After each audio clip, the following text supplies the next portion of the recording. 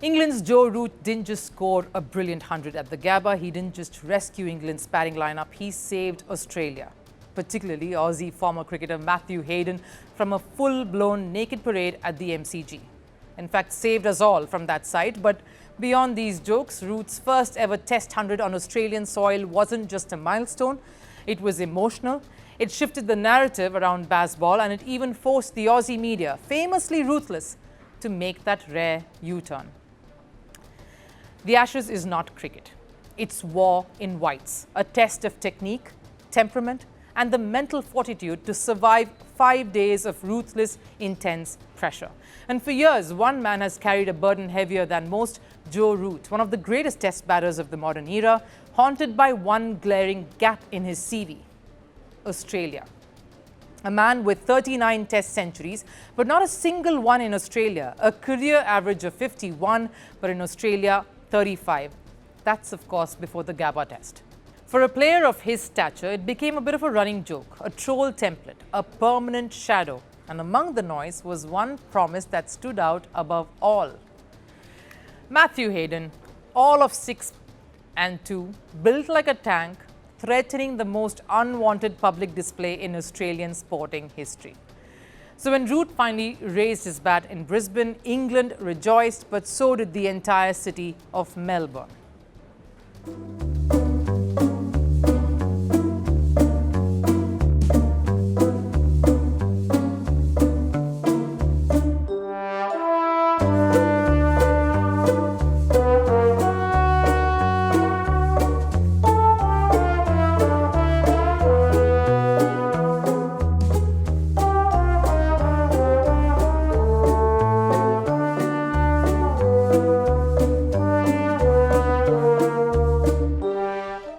'Who was most relieved? Hayden's daughter.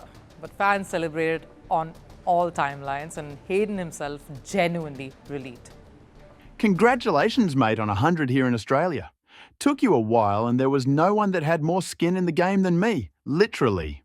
I was backing you for 100 in a good way. But behind all that banter, it has been a rather deeply emotional ride. Root's parents were in the stands, witnessing a moment they'd waited for nearly a decade.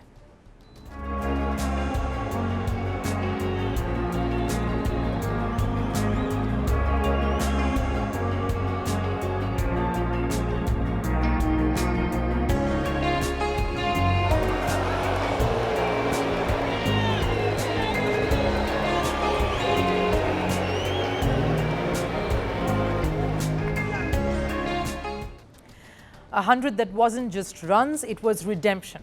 What Root's 100 really did was save England from the Bazball barrage. For years, England have preached aggressive, fearless cricket. Bazball became a bit of a brand, a lifestyle, and sometimes a stubborn obsession. Even when conditions didn't demand it, even when the scoreboard didn't justify it, even when logic screamed otherwise. But at the Gabba, 1-0 down, Australia on the charge, what saved England? Not Bazball, not reverse sweeps and counter-attacking bravado, but proper, traditional, good old school test cricket. See the ball, respect the good ones, pick the gaps, run hard, hold your shape, do the boring things, but do it damn well. Root did exactly that, and England finally looked stable, making even the Aussie media take a bit of a U-turn.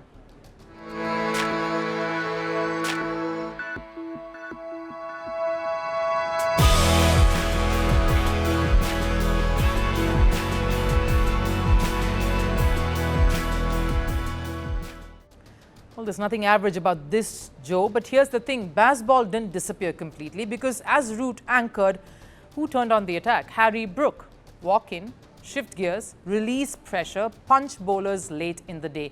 This is what modern test cricket should be, should look like. A balance. Philosophies not colliding and forgetting what to do, but coexisting and executing. India had Pujara as the wall and Pant as the hammer. Australia Smith to grind and head to explode. Even England of old had Cook and Peterson, two different worlds, but the same cause. But England's recent obsession was everyone must Bazball, no matter the situation, no matter the opposition. And that's where Root suffered.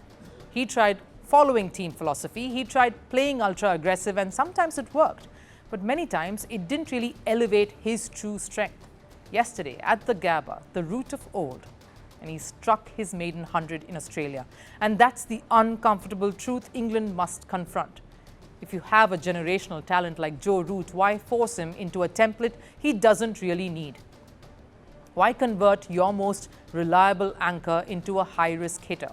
Why choose style over substance when the conditions demand balance?